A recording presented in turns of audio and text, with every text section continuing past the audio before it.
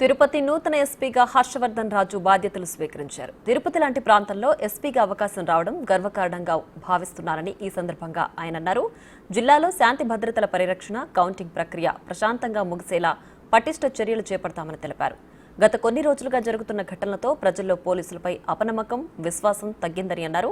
జిల్లాలో ప్రశాంతత లోపించకుండా శాంతి భద్రతలను పరిరక్షించడానికి కార్యాచరణ ప్రణాళికలతో ముందుకు వెళతామని అన్నారు. స్ట్రాంగ్ రూమ్ల వద్ద 3 అంచెల భద్రతను మరింత పటిష్టం చేస్తామని అన్నారు.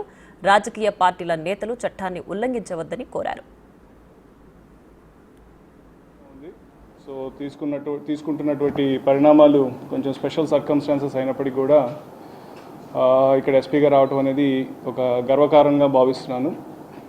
సో ప్రస్తుతానికి మాకు పోలీస్కి మా ముందున్న ప్రధాన కర్తవ్యం ఏమిటంటే బేసికలీ రేపు జూన్ 4th రోజు ఏదైతే కౌంటింగ్ ప్రాసెస్ ఉందో కౌంటింగ్ ప్రాసెస్ ఎటువంటి అవాంఛనీయ సంఘటనలు జరగకుండా మంచిగా నిర్వహించాలి.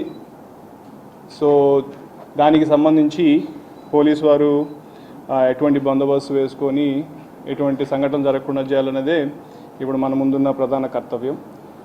సో లాస్ట్ కొన్ని రోజులుగా జరుగుతున్న సంఘటనల దృష్ట్యా కొంచెం పోలీసు వారి మీద ప్రజల్లో కొంచెం అపనమ్మకం రావటమో లేకపోతే మా పట్ల కొంత విశ్వాసం తగ్గటమో అటువంటివి ఉన్నప్పటికీ మేము ఇంకా రానున్న రోజుల్లో వాళ్ళ విశ్వాసాన్ని చూరగొనే విధంగా వాళ్ళ నమ్మకాన్ని పొందే విధంగా మంచిగా పనిచేస్తామని చెప్పి అనుకుంటున్నాము. దానికి సంబంధించి సాయశక్తుల కృషి చేయడానికి మేమందరం కూడా సంసిద్ధులై ఉంటామని చెప్పి పత్రికా సుముఖంగా అందరికీ తెలియజేస్తాం.